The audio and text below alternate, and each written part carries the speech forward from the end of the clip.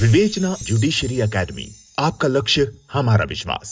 Doctor B are Ambedkar की एक statement है, how good the constitution may be, it is sure to turn out bad because of those who are called to work it happens to be a bad lot. तो जब संविधानवाद की हम यहाँ बात कर रहे हैं, कॉन्स्टिट्यूशनलिज्म मीन्स संविधानवाद की बात कर रहे हैं, और ये सवाल जब कॉन्स्टिट्यूशन बना था तो बी आर अम्बेडकर से पूछा गया था। उनसे पूछा गया था कि भाई दुनिया का सबसे लंबा, सबसे लेंदी आपने कॉन्स्टिट्यूशन बनाया है और इसके अंदर दुनिया भर की सबसे अच्छी चीज़ें आपने चुन चुन के डाली है, तो इसका मतलब क्या है, अब देश बहुत अच्छे से काम करेगा और ये सारी चीज़ें बहुत अच्छे ढंग से काम करेंगी। जो भी इसके अंदर कॉन्स्टिट्यूशनल बॉडीज़ हैं, जुडिशरी है, एग्जीक्यूटिव है, लेजिस्लेटिव है, ये विधायी पालिका और ये सब, इनके अंदर तालमेल अच्छा होगा। उसके संदर्भ में यहाँ जवाब दिया गया था। उन्होंने कहा था कि संविधानवाद जो है वो अलग चीज़ है, संविधान अलग चीज़ है। हमने ये लॉ ऑफ लैंड बना तो दिया, लेकिन इसको अमल में लाना और उसी स्पिरिट में अमल में लाना, इससे डिपेंड करेगा कि कितना सार्थक ये होगा। सार्थक का मतलब है कितना एप्लीकेबल होगा, कितना इससे लोगों को फायदा पहुंच पाएगा। और स्टार्टिंग से ही कॉन्स्टिट्यूशन का इंटरप्रिटेशन कई चीज़ों का, इन सारी चीज़ों का शुरू हुआ और उसके अंदर रिसेंट हम 2-3 केस लॉ यहाँ देखेंगे। एक केस था M Nagarajan versus Union of India, ये 2006 के अंदर सुप्रीम कोर्ट का आया था। तो इसमें कॉन्स्टिट्यूशन में क्या बताया था उन्होंने कि कॉन्स्टिट्यूशनलिज्म जो है, संविधानवाद जो है, संविधान चीजों को एक्सप्लेन करता है, संविधानवाद उस पर लिमिट इम्पोज करता है कि आपका दायरा कहां तक है, आप कार्य कहां तक कर सकते हो, उसके अंदर एक्सप्लेन कर दिया। जैसे आपके फंडामेंटल राइट्स कर दिए, आर्टिकल 21 जो है वो एक्सप्लेन बढ़ता ही जा रहा है, उसके उसके अंदर बहुत सारी चीजें लेके आ रहे हैं। सोने का राइट भी उसके अंदर आ गया, पीसफुल लिविंग का भी आ गया, right to life and dignity का भी आ गया, पॉल्यूशन के अगेंस्ट भी आ गया। तो आपके जीवन के लिए जो जो चीजें आवश्यक हैं वो सब लाइफ एंड लिबर्टी के अंदर वहां एक्सप्लेन कर दिया गया है। रोज इसकी परिभाषा बदल रही है, रोज इसकी जरूरत बदल रही है। इन सारी चीजों के हिसाब से वो क्या है, डायनामिक है, रोज सारी चीजें और रिक्वायरमेंट चेंज होती जा रही है। तो इसके हिसाब से ये किसकी बात कर रहा है, ये लिमिट्स की बात कर रहा है, उनके पीछे जो शक्ति है उसकी बात कर रहा है। उसका मतलब क्या होना चाहिए, social justice, humanity and brotherhood. हम जो भी काम कर रहे हैं उसका लक्ष्य क्या होना चाहिए, हमें उससे प्राप्त क्या होना चाहिए, हमें उससे ये तीनों चीजें प्राप्त होनी चाहिए, सामाजिक न्याय, मानवता और भाईचारा, ब्रदरहुड। यदि इस चीज को तोड़ रही है कोई चीज, चाहे संविधान में उसका प्रोविजन है, तो भी that is against the constitution. क्योंकि कॉन्स्टिट्यूशन का जो बेसिक मोटिव है वो है वेलफेयर ऑफ द स्टेट, और welfare of the state not in the terms of structure, building, इनकी इनके उसमें नहीं। असेट्स क्या हैं, the real assets of a country are the people of that country, वो उसके वहां के लोग हैं, और उनके लोग कितने संतुष्ट हैं, वहां के लोग किस तरह से काम कर रहे हैं, वहां के लोग किस तरह से भाईचारे को अपना रहे हैं, इन सारी चीजों पर डिपेंड करेगा कि कॉन्स्टिट्यूशन कितना इफेक्टिव है। सोसाइटी डाइवर्स सोसाइटी है हमारी, उस डाइवर्स सोसाइटी के अंदर यूनिटी कितनी दिखती है, अलग अलग परिवेश, अलग अलग राज्य, अलग अलग सभ्यता, अलग अलग संस्कृति, बोली, भाषा, इन सब के बावजूद भी हम सब मिलकर देश को आगे बढ़ाने की जो हमारी मंशा है वो कितनी सशक्त है, इन चीजों पर निर्भर करेगा ये। ठीक है, तो ये है explore the real spirit of the constitution. The real spirit of the constitution कहां से निकल के आ रही है, हमारे प्रीएम्बल से। प्रीएम्बल में जो जो बातें दी हुई है वहां से निकल के आएंगी। जस्टिस की बात कर रखी है, कौन सा जस्टिस, सोशल जस्टिस, पॉलिटिकल और इकोनॉमिकल। तो जब तक ये सारी चीजें हैं, इन सारी चीजों के प्रावधान प्रत्येक आदमी के लिए नहीं होंगे, हर आदमी जो इस कंट्री में रह रहा है वो डिग्निफाइड महसूस नहीं करेगा, वो अपने आप को सुरक्षित महसूस नहीं करेगा, तब तक संविधान होना और ना होने का कोई फायदा नहीं। तो संविधानवाद किस भाव को प्रमोट करता है, ताकि प्रत्येक नागरिक अपने आप को सुरक्षित महसूस करे, फंडामेंटल राइट्स का पूरा पूरा उपयोग करने का उसको अधिकार हो, और जहां वायलेशन हो वहां वो कोर्ट को अप्रोच कर सके। सरकार की मंशा भी ये होनी चाहिए कि फंडामेंटल राइट्स की पूरी पूरी पालना होनी चाहिए, फंडामेंटल ड्यूटीज हैं, इन सारी चीजों का जो भी कॉन्स्टिट्यूशनल बॉडी है वो अपने दायरे में रह के काम करे, वो आर्बिट्रेरीनेस ना हो, उनके अंदर मनमाना ना हो। तो इसके अंदर एक बात और कही थी कि हमारा मकसद, दिक्कत कहाँ होती है, अच्छे और बुरे में सिलेक्शन करने में कोई दिक्कत नहीं है, बुरे को हम हटा देंगे, अच्छा दिख रहा है हमें, लेकिन अच्छाई के अंदर भी और अच्छाई निकालना।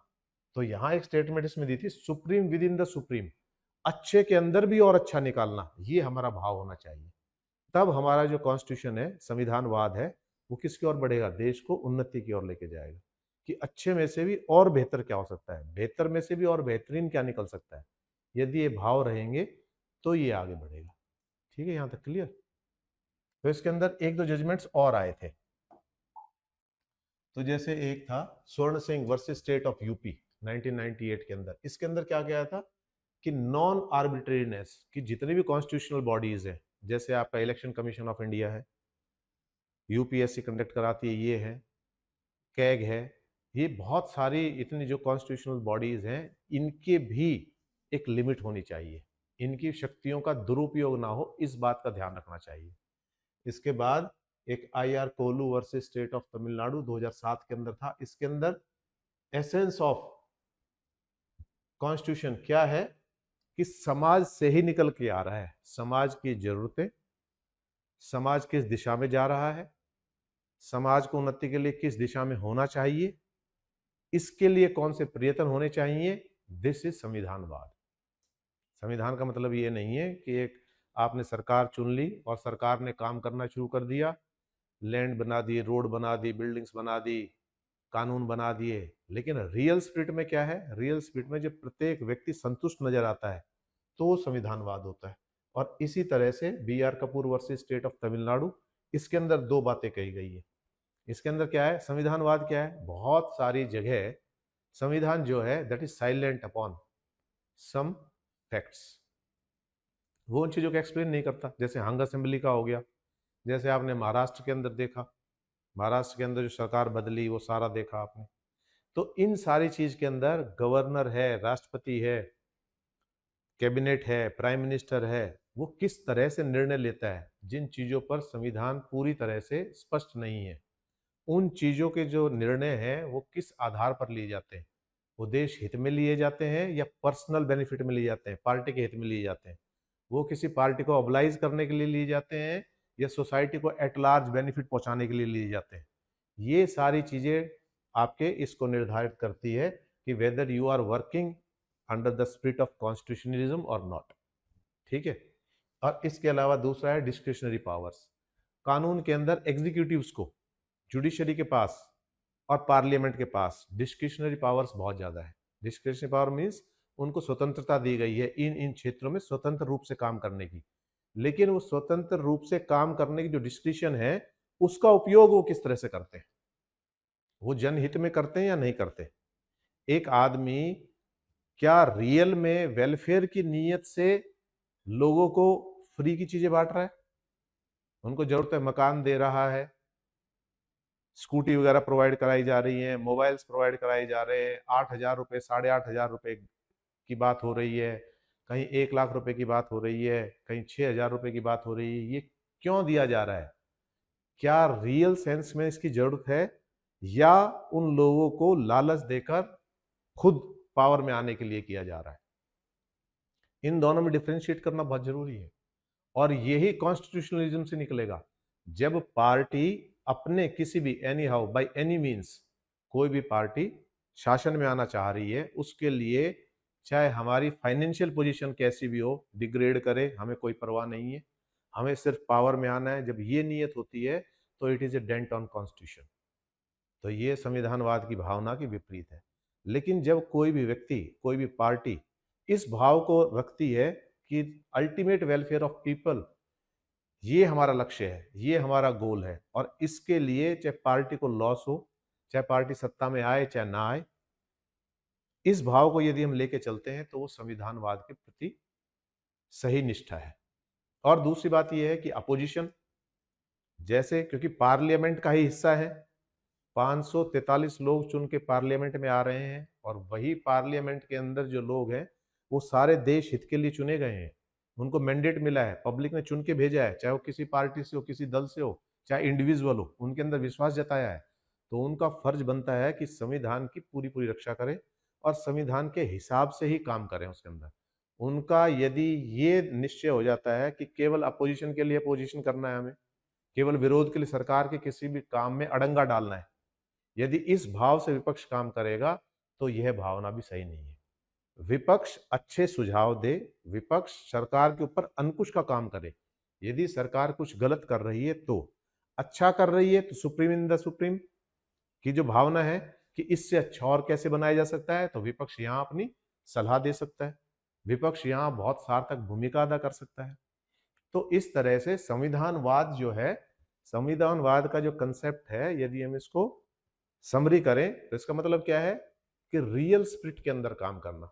संविधान जो लिखा हुआ है उसके हिसाब से तो काम करना ही करना है, लेकिन उसके पीछे का जो भाव है, संविधान जो बनाया गया था उसके पीछे मूल भावना क्या थी, उसको ध्यान में रखते हुए यदि हम काम करते हैं और वेलफेयर के लिए काम करते हैं तो ये संविधानवाद कहलाए।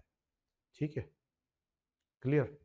तो इसके और भी कई सारे जजमेंट हैं, उनको भी अब समय समय पे देखेंगे जब हम बेसिक स्ट्रक्चर को डिफाइन करेंगे। तो एक सवाल और आता है कि बेसिक स्ट्रक्चर को डिफाइन ही नहीं कर रखा।